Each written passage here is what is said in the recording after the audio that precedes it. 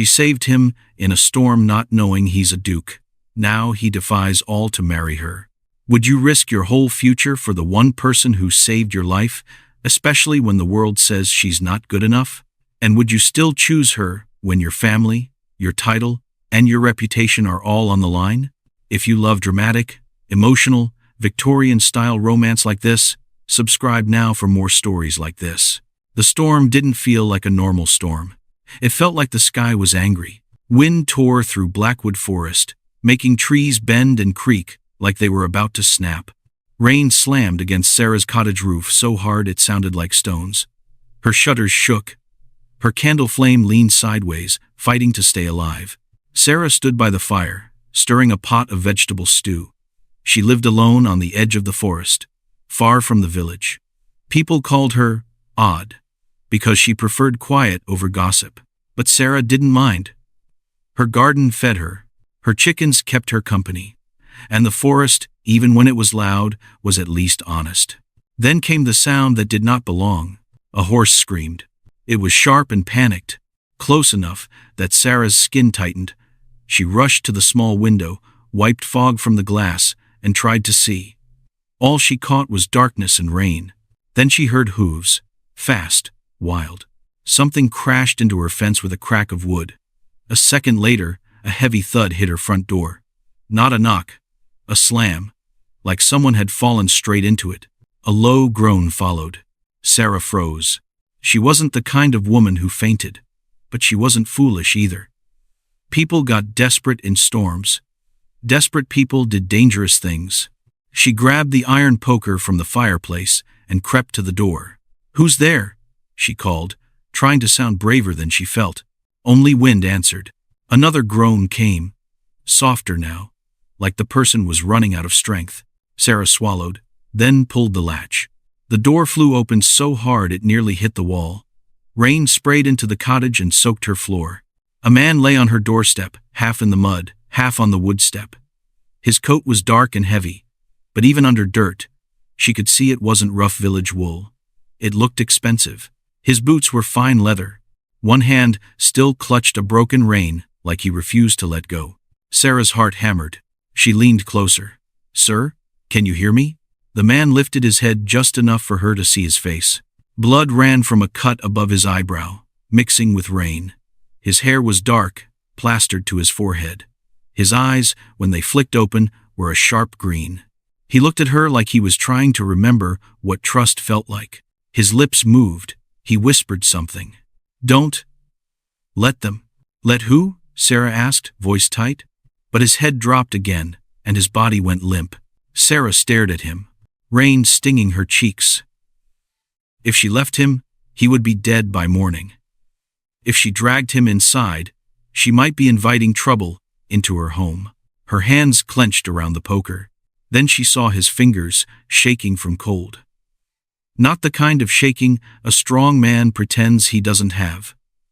The real kind. The kind that means life is slipping away. Sarah cursed under her breath. "You're lucky I'm soft." She dropped the poker, grabbed him under the arms, and pulled. He was heavy, much heavier than she expected. His boots dragged through mud. The wind pushed against her like it wanted her to fail. Still, she pulled, teeth clenched, until she got him across the threshold. She kicked the door shut and bolted it. For a moment, the cottage was quieter, not peaceful, just quieter. The man shivered violently, breath coming in rough bursts. Sarah knelt beside him and tried to loosen his collar so he could breathe better. Something cold and heavy slid out from under his shirt metal on a chain. A ring, not a plain ring either. It had a carved crest on it. Sarah's stomach dropped.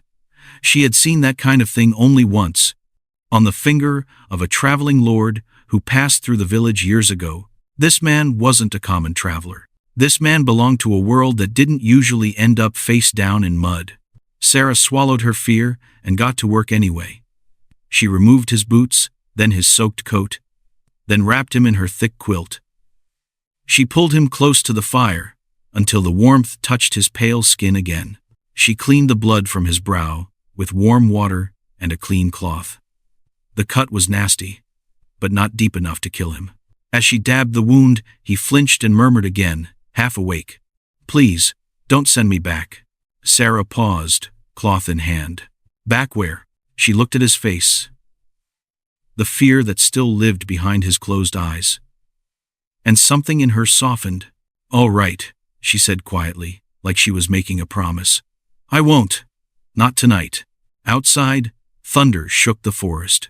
Inside, Sarah fed broth to a stranger with a noble ring and a hunted look.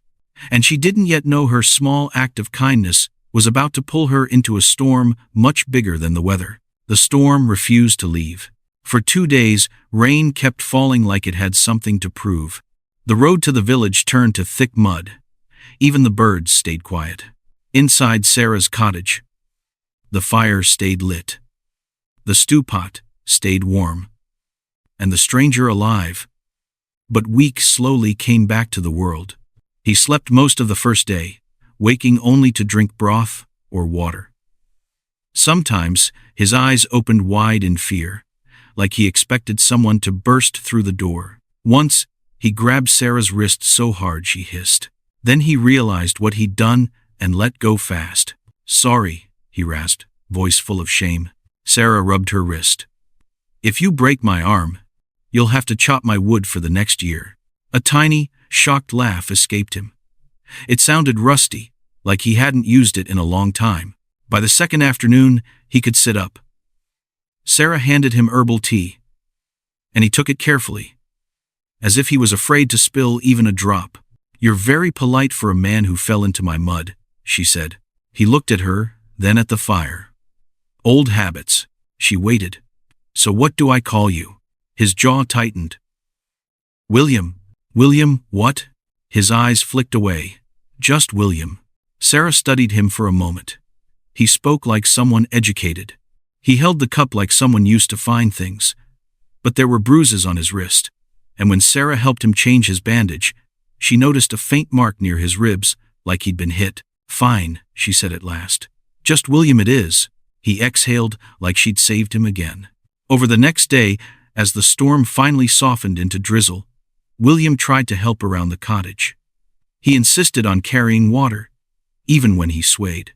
He tried chopping wood but swung the axe wrong and nearly hit the log stand instead. Sarah laughed so hard she had to grab the fence. "You're fighting wood and losing." William frowned at the axe like it had insulted his family. "It's unfair." "It's wood," Sarah said, wiping tears from her eyes.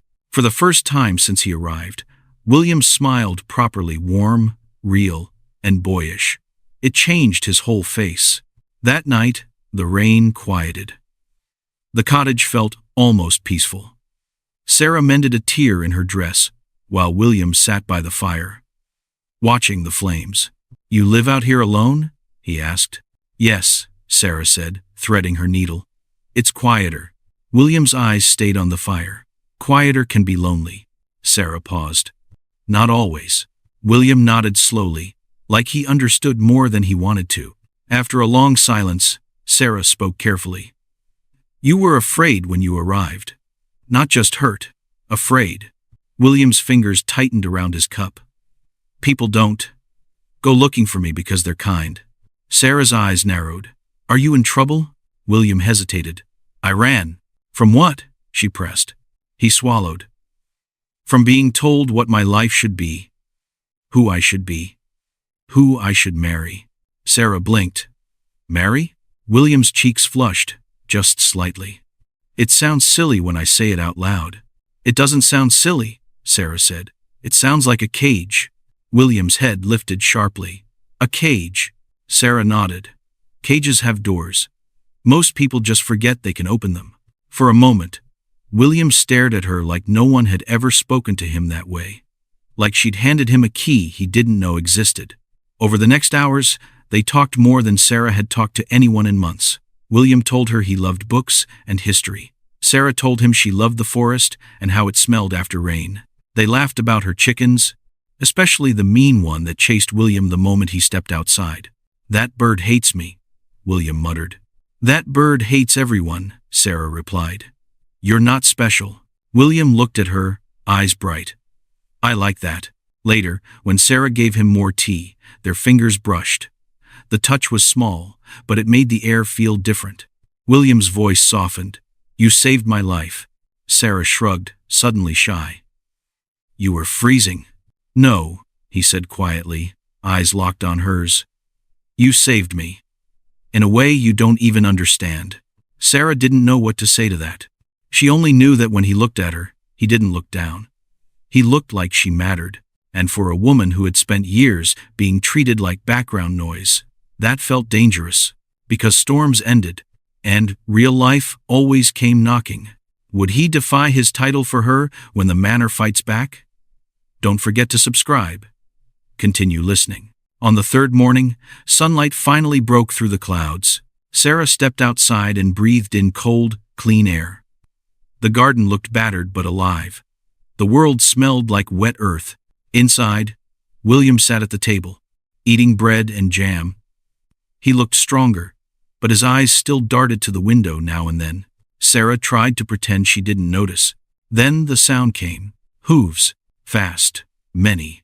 William went pale so quickly Sarah's stomach tightened. He stood so fast his chair scraped loudly across the floor. "No," he breathed. Sarah's heart jumped. "What is it?" Before he could answer, a hard knock slammed the door. "Open! In the name of the king!" Sarah flinched. William's face looked like someone had put chains back on him. He walked to the door slowly and opened it. 6 men stood outside in dark uniforms, rain-splattered and stern. Behind them waited a black carriage trimmed in gold. It looked too expensive to belong anywhere near Sarah's cottage. On the carriage door was a crest, a lion and a shield. Sarah's breath caught in her throat. Everyone in the region knew that crest. It belonged to the Duke of Ashbourne. A tall man stepped forward and bowed low, deep, respectful. But he wasn't bowing to Sarah. He was bowing to William. "Your Grace," the man said. "Thank God. We feared you dead in the storm." Sarah stumbled back, hand flying to her mouth. "Your Grace?" she whispered. William turned to her, shame written across his face like an apology he couldn't speak fast enough. "Sarah, you're the Duke?" Her voice shook. "You're the Duke of Ashbourne?" William nodded once, slow. "Yes." The truth hit like cold water. Sarah's mind raced through every moment, the velvet coat, the noble ring, the careful words, the way he carried himself, even when sick. She felt foolish. Not because she had been kind, but because she had let herself hope. The uniformed man cleared his throat. "Your Grace, your mother is frantic. The physician is waiting. And Lady Isabelle has arrived." Sarah's stomach twisted. "Lady Isabelle?" William's jaw tightened, but the men stepped closer, like they expected him to obey. William looked at Sarah, eyes desperate. "I didn't tell you because I wanted to be. Just William. With you. Please believe that." Sarah's throat burned. "So, what happens now?" William stepped toward her. "I come back." One of the men snapped. "Your Grace, we must return. The engagement dinner is tonight." "Engagement." Sarah's hands went cold. William's shoulders stiffened. "I did not agree to." "The Dowager Duchess did," the man replied calmly. "And you know how the household works." Sarah backed away, heart cracking in slow pieces. William reached for her hand, but she pulled away. Not because she didn't care, but because touching him now felt like touching a dream that was already fading. "Don't promise," Sarah whispered. "Dukes don't marry women like me." William's voice broke. "I don't want a lady. I want you." Sarah shook her head, tears pressing at her eyes. "Go." William stared at her like he wanted to fight the world. But he was still weak, outnumbered, trapped by duty, by fear, by the life waiting for him. The men guided him toward the carriage. William turned back once, green eyes full of something raw and honest. "I will return," he said, "even if I have to burn every rule to do it." Then the carriage door shut. The horses pulled away. Mud splashed Sarah's fence, her garden, the little path William had walked. Sarah stood in the doorway long after the sound disappeared. Then she locked the door, not because she wanted to keep anyone out, because she wished she could lock her heart away too. Ashbourne Manor was beautiful in the way a knife could be beautiful. Everything gleamed. Everything was polished. Everything felt cold. William sat at a table long enough for 30 guests. His mother sat at the far end, posture perfect, eyes sharp. Lady Isabelle sat near her, smiling like she belonged. "You frightened everyone," the Dowager Duchess said, slicing her steak with tight control. "A duke does not vanish like a foolish boy." William's voice was calm, but his hands clenched under the table. "I was injured. Injured in the forest," Isabelle said softly, eyes bright with fake concern. William shot her a look. "It wasn't romantic. I nearly died." His mother's gaze hardened. "And a common girl dragged you in, yes. You will reward her properly. Coins. A basket. Something small. Then we close this chapter." William's blood heated. "Her name is Sarah." Silence fell. His mother's voice turned icy. "I don't care what her name is." William pushed his chair back with a loud scrape. "She saved my life. She didn't ask for money. She didn't ask for anything." Isabel's smile tightened. "Some girls are clever that way." William's eyes flashed. A sharp inhale ran through the room. Isabel's cheeks reddened. His mother's voice dropped. "Dangerous. William, you will not ruin this family. You will marry Isabelle. Our debts will be handled. Our name will remain strong." "Debts?" William froze. His eyes turned to a steward, standing near the wall. The man looked away too quickly. A cold, ugly truth started forming. Later that night, William moved through the manor like a ghost. He found his study and locked the door. He dug through papers and ledgers, heart pounding. And there it was. Numbers, debts, payments. He had not been choosing a bride. He had been traded. William's stomach turned. Then voices drifted in from the hallway near the half-open door of his mother's sitting room. He stepped closer, silent. He heard the steward's voice.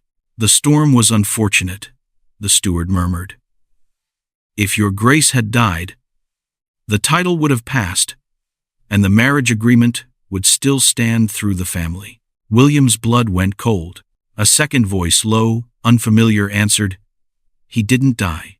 "Not yet," the steward said, "but he will marry Isabelle. And if he refuses—" A pause. "The girl in the cottage can be removed. She's on ducal land. You know? Easy to evict. Easy to scare." William's fists clenched so hard his nails bit into skin. So that was it. They could not control him fully. So they would crush the only place he felt safe. They would punish Sarah for being kind. William pushed the door open so hard it banged against the wall. The room snapped into silence. The steward turned pale. William's voice shook with fury. "You were going to hurt her." His mother stepped forward, eyes wide. "William, calm yourself." "No," William said, breathing hard. "You've told me my whole life that duty matters. But what you mean is obedience." Isabel's voice was sharp now. "This is madness. You can't marry a peasant and embarrass us all." William turned to her, eyes hard. "You don't care about me. You care about a title." He looked back at his mother. "I heard everything." His mother's face tightened. "You don't understand what it takes to keep this estate alive." William's voice dropped, steady and deadly serious. "Then we will rebuild it honestly, without selling my life." His mother's eyes gleamed with anger. "If you do this, society will laugh." William swallowed, and the image of Sarah flashed in his mind, her hands rough from work, her laugh bright, her courage simple and true. "Let them laugh," he said. "I'd rather be laughed at than live in this prison." Outside, thunder rolled again, like the storm had come back to witness his choice. William turned and walked out, not to his bedroom, to the stables. The stable master stared as the Duke appeared without a coat, rain starting to soak his sleeves. "Your Grace, where are you going in this weather?" William's eyes burned. "Home." The storm returned like it had been waiting.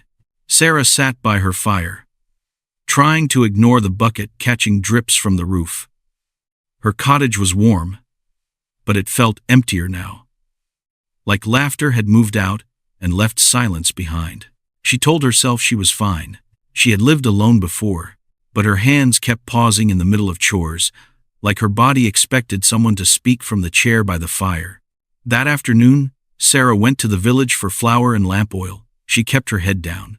But people stared. Whispers followed her like flies. "That's her. I heard she hid him. Maybe she tricked him." Sarah's cheeks burned, but she didn't stop walking. At the shop, the baker's wife gave her a stiff smile that didn't reach her eyes. "Busy week, Sarah?" Sarah's voice was calm. "Storms do that." When she returned home, she found something stuck under her door. A note. Only 4 words, written in sharp ink. "Stay away from him." Sarah's stomach tightened. She looked around the empty forest path, heart racing. So it wasn't just gossip. Someone was watching. That night, as rain hammered her roof, Sarah sat with the poker across her knees, feeling silly and scared at the same time. Then came hooves. One horse, fast, determined. Sarah jumped up, heart slamming. A hard knock hit the door. Sarah. Her breath caught. That voice. She yanked the door open. William stood there, drenched and muddy, breathing hard like the storm had tried to stop him and failed. Sarah stared like she couldn't trust her eyes. "William?" He stepped inside and shut the door behind him, bolting it the way she always did. His green eyes locked onto hers. "I'm sorry." Sarah's throat tightened. "You shouldn't be here." "I should have been here days ago," William said, voice rough. "They threatened you." Sarah's face went pale. You know?" William nodded. He pulled a folded paper from inside his wet coat, an eviction notice, already signed. "They were going to remove you," he said, fury shaking under his words. "Like you were nothing. Like kindness is a crime." Sarah's hands trembled as she read it. "So I was right. Your world destroys people." William stepped closer. "Then I'll destroy the parts of it that try." Sarah swallowed. "What about your mother? The lady? The engagement?" William's jaw tightened. "I ended it." Sarah's eyes widened. "Just like that?" "It wasn't easy," he admitted. "But it was clear." He took a shaky breath. "Sarah, I nearly died in that storm. And the scariest part wasn't the cold. It was realizing that if I died, my life would have ended without ever being real." He reached for her hands, gentle this time. "With you, it was real." Sarah's eyes stung. "You're a duke. I'm a gardener. They'll tear me apart." William nodded, honest. "They will try." Sarah's voice cracked. "And when it gets hard?" William looked at her like the answer lived in his bones. "Then, I'll still choose you." He dropped to one knee. Sarah's breath caught. William pulled the Crest ring from its chain and placed it in his palm, not flashing it like power, but offering it like surrender. "I don't want a perfect lady," he said, voice shaking. "I want the woman who dragged me out of mud and didn't ask what I could pay her. I want the woman who laughs at me when I lose a fight to wood." Sarah let out a broken laugh through tears. "You really did lose." William's mouth twitched. Terribly. He lifted his eyes again, serious. "Sarah, marry me. Not because I'm a duke. In spite of it." Sarah stared down at him, heart pounding so loud she almost couldn't hear the storm. She wanted to say yes, but she made herself be brave enough to ask the real question. "If I go to that manor," she whispered, "will you stand beside me when they stare? When they whisper? When they try to make me feel small?" William didn't blink. "Yes. And if your mother tells you to choose your title over me?" William's voice was steady. "Then, I'll choose you." Sarah's chest shook. She looked at his soaked hair, his muddy boots, the way he had ridden through the storm again, this time fully knowing what it would cost. Finally, she nodded. "Then yes," she whispered. William's face cracked open with relief. He stood and pulled her into his arms so gently it felt like he was afraid she'd disappear. Sarah's voice was muffled against his chest. "You're freezing." William let out a soft laugh. "I've been worse." She pulled back just enough to look at him. "Tomorrow, you'll still be brave?" William cupped her face. "Tomorrow, I'll be braver."